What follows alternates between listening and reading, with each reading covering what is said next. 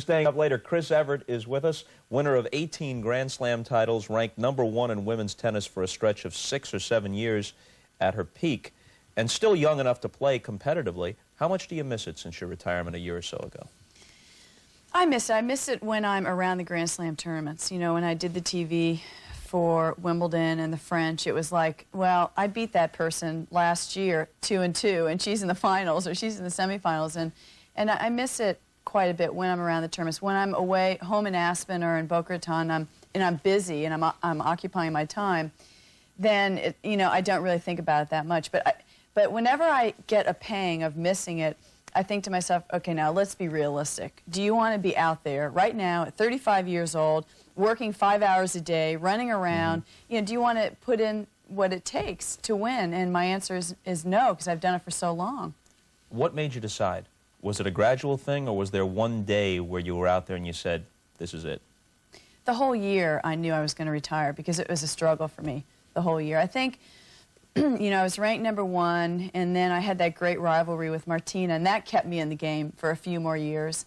And then when Steffi came along, I was in my early 30s, and it was like I sort of realized that I would never be #1 again, and I've always been goal-orientated, and I thought, you know, it's useless to keep going out there and working hard and harder and harder. But I think the last year that I played, 1989, I got up for some matches, and some matches I didn't get up for at all, meaning psyched up. And that wasn't my, you know, that's not my history. That's not my trademark. The mental part of my game has always been my biggest asset. And when that started to fail me a little bit, I realized that I didn't have anything to back it up. So that's, I think 1989, all through it, I was struggling, and I sort of couldn't wait for the year to be over. Did you often play better in losing to Martina than you had in winning major championships?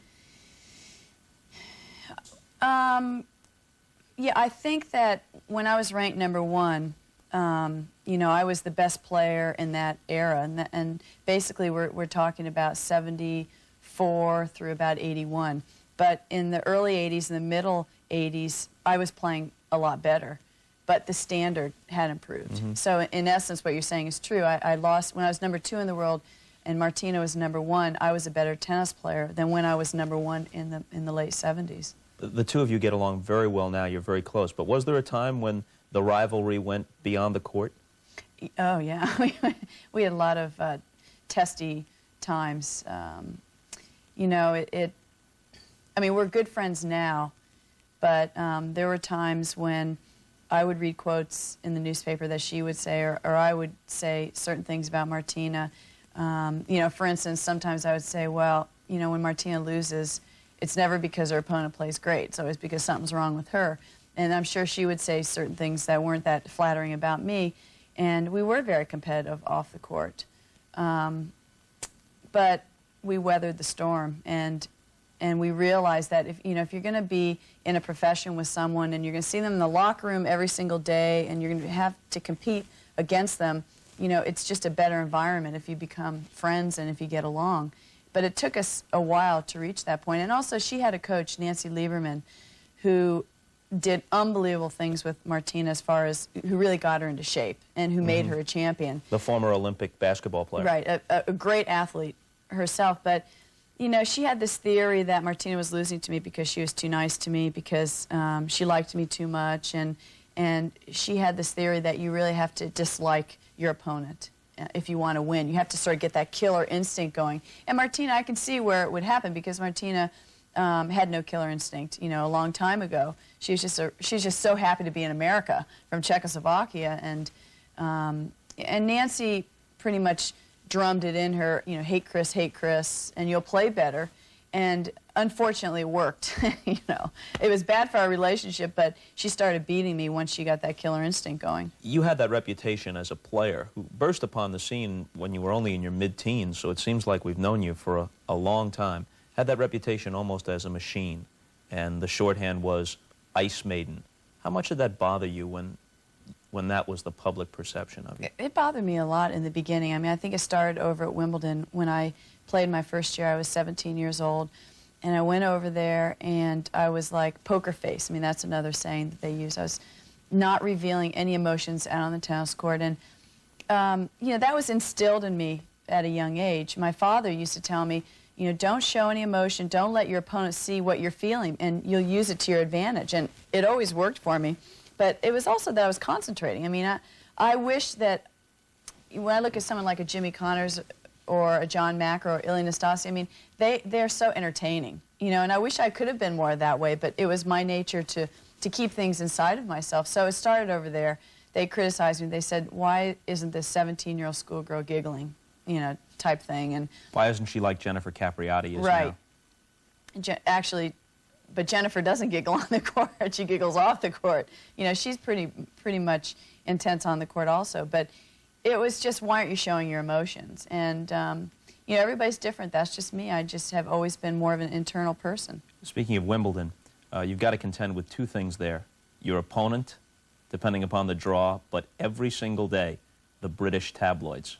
I love them. Oh, yeah. Unless you've been in England, you just can't imagine what this is. It's as if mainstream newspapers were all like the National Enquirer every single day. Yeah. And in 1974, you and Jimmy Connors were romantically linked. I think you were engaged at that point, or soon to be engaged, and you won the women's side, he won the men's side. It was a natural story. You were on the cover of Sports Illustrated, jumping over the net, holding hands, and the tabloids must have gone crazy over this. Yeah, they, oh boy. I mean, it happened so quickly. I mean, I was 17 at the time, and I'd met Jimmy, actually I was 18. I'd met Jimmy the year before, but every time we went over to England to play Wimbledon, they were knocking at the door. I mean, they're knocking at the hotel room. They say, Chrissy, is Jimmy in there? And, you know, my mother's in the next room, and my mother's saying, I hope not, you know. I was pretty young in those days, but they would follow us everywhere. It was remarkable. So you had to contend with, like you said, playing the tennis and also dealing with the press, front pages of every newspaper. Can that stuff really hurt you? Or do eventually you develop an immunity and a sense of humor about it, and you say no sane person could give any of this any credence, so... It bothered me when the facts weren't right. I mean, if they printed something that was completely wrong, yeah, it did bother me. It bothers me to this day. But if something was right, like if Jimmy and I were dating and we were spotted having dinner, then, you know, how can it bother you if it's true? But I think you become a little hardened to it, but I still was sensitive to it. But you know, it's unfortunate that it has to happen the biggest tournament in the world at Wimbledon, and that's why Billie Jean King, I remember, would always tell me, well, don't read the newspapers, you know, because they'd be all over the place. And I say, well, Billie Jean, I walk in the locker room and all the girls are reading about it, so, you know, it kind of spurred my interest. What about the thing that you wrote about, or at least were quoted about in Sports Illustrated a couple of years back, at Wimbledon? You're playing, I think, Billie Jean at that time for the championship, and you look up in the stands and something throws your whole game off. Well, first of all, it was more than a couple years ago, but thank you very much. It was 15 years ago. No, I know. I read the article a couple of years ago. Oh, you did? Okay, well, this happened in 75. Right. This happened in 75. And I don't think, actually, Jimmy appreciates me mentioning this, but I will anyway, since I already opened my big mouth about it. But I was playing Billie Jean, and I was up in the third, and at that time, we were going through... you know, we were sort of very, very rocky. I think we were breaking up, actually.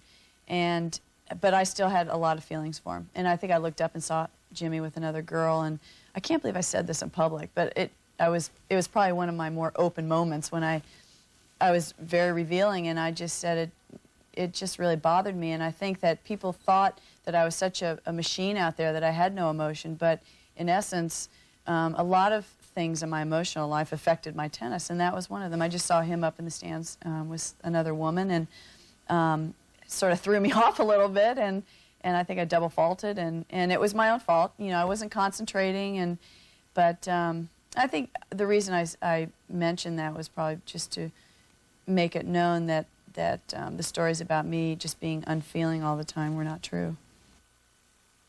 Back with Chris Evert, continuing on the last thing you mentioned before we went to the commercial break, that you wanted people to know that there was more going on emotionally than they might have realized. You once said, talking about your childhood, I grew up with seriousness all around me. Yeah.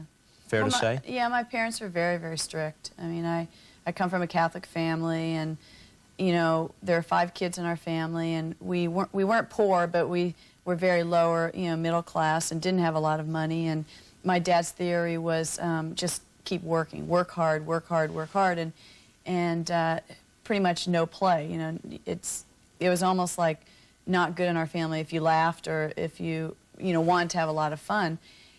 So, you know, that stays with you a little bit, I think. And I think it helped my tennis because I really did work hard.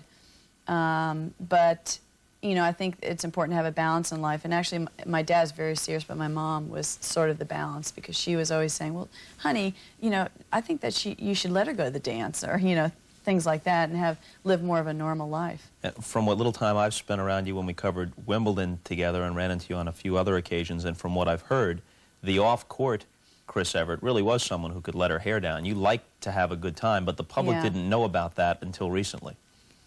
Well, you know, again, it's my fault a little bit, because people perceive me how I was on the court. That's how I was as a person, and I am serious on the court for about an hour and a half or 2 hours. I am professional, but off the court, I think it's because I had always that environment at home, and again, I don't mean to bring up, but going to Catholic school for 12 years is sort of suppresses you a little bit. And I think, you know, after when I joined the tour full time and I had free time, and you know, I got to be by myself. I told my parents at 19, please stay home. You know, I'd like to do this on my own. I want to have my independence. And that's when I started to find my own personality and my own niche. And I, you know, I tell a lot of dirty jokes. I can't help it. You know, I'm glad you said that, because I was wondering whether I should mention it. Because anybody who knows you do tell a few dirty jokes. And I hope you don't look the good sisters up back at the Catholic school and let them in on it. I don't think they could quite handle it. Actually, I have a sister who was, I think, vice principal of my high school, and she still comes to matches and everything. And when I see her, it's like I'm so embarrassed. So I hope she doesn't know, you know, the real me, because it's probably not what she would have liked to have seen. You know what I think overcame whatever negative there might have been in the Ice Maiden image? A couple of things. First of all, just time.